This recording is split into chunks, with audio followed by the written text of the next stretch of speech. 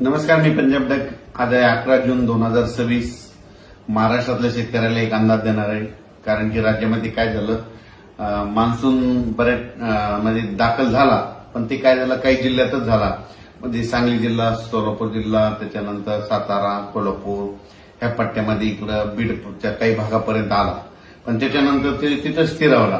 त्याच्यानंतर त्या मान्सूननं पूर्ण प्रगती केलीच नाही. तर राज्यात परत पाऊस कधी येणार आहे? तर राज्यातल्या सर्व शेतकऱ्याला सांगू इच्छितो की आज आहे 11 जून 2026. 13 जूनच्या नंतर काय होईल, राज्यामध्ये आता हे जे आजपर्यंत जे थांबलेला पाऊस आहे ते 13 जून पासून परत राज्यामध्ये पावसाला थोडी सुरुवात होणार आहे. 13 जून नंतर जे पाऊस पडेल, 13ला पडेल, 14, 15, 16, 17, 18, 19 हे काय होईल, एक दिवस पडेल, पुन्हा दुसऱ्या दिवशी येणार नाही, तिसऱ्या दिवशी पडेल, चौथ्या दिवशी येणार नाही.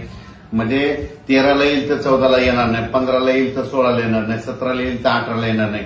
असं करत करत काय होईल, या 18-19 तारखेपर्यंत हे पावसाचं वातावरण असंच राज्यभर विखुरलेलं स्वरूपाचं भाग बदलत पडत राहणार आहे. मग राज्यात मान्सूनचा पाऊस परत करीत दाखल होणार आणि शेतकऱ्याचे पेरण्या कधी होणार? तर राज्यातल्या सर्व शेतकऱ्याला सांगू इच्छितो की मी पहिल्यापासूनच म्हटलं होतं की यावर्षी 3 टप्प्यामध्ये पेरण्या होणार. एक टप्पा राहील 7 ते 14 जूनचा. तर 7 ते 14 मध्ये काही भागामध्ये इकडं केजच्या पलीकडे तिकडे काही भागामध्ये जिथं जास्त पाऊस पडला तिकडे पेरण्या सुरू झाल्या, त्यांचे फोन देखील आले. इकडे सातारा, सांगली, कोल्हापूरकडे देखील ते सोयाबीन तिकडे देखील काही भागामध्ये पेरण्या सुरू झाल्या, लागवडी सुरू झाल्या. पण काय झालं त्याच्यानंतर महाराष्ट्रामध्ये की आपल्याकडं महाराष्ट्रामध्ये पाऊस सगळीकडे पोहोचत नाही. मग राज्यातल्या शेतकऱ्याला सांगितलं होतं की 3 टप्प्यामध्ये जे दुसरा टप्पा आहे तर जूनच्या शेवटच्या आठवड्यामध्ये 20 जून ते 30 जून मध्ये, म्हणजे 20 जून पासून ते 30 जूनच्या दरम्यान राज्यात एक पाऊस येणार आहे. पण तुम्हाला सांगतो ते मान्सूनचा पाऊस काय होतोय, दरवर्षी मुंबईकडून येतो, पण यावेळेस काय होईल शॉर्टकट मार्गानं इकडून नागपूरकडून काही येईल, इकडून कर्नाटककडून येईल, असा कर्नाटक तेलंगणातून येईल. आणि त्याच्यामध्ये मात्र 20 जून ते 30 जून मध्ये एक दुसरा पेरणीचा टप्पा होईल, म्हणून हे लक्षात येतं. त्याच्यानंतर परत याच्यातून जर काही शेतकरी उरले तर परत एक तिसरा टप्पा पेरणीचा राहणार आहे.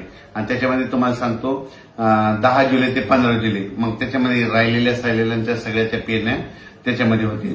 पण शेतकऱ्याला माझी विनंती की जमिनीमध्ये चांगली ओल असेल तरच पेरणीचा निर्णय घ्या, नसता पेरणी करू नका. कारण की 4 बोट 6 बोट ओलीव पेरणी केली तर ती आतापर्यंत फेल जाते, हे स्वतःचा देखील अनुभव. म्हणून जमिनीमध्ये ईदवर ओल गेली त्यानंतर पेरणीचा निर्णय तुम्ही स्वतःचा घ्यायचा.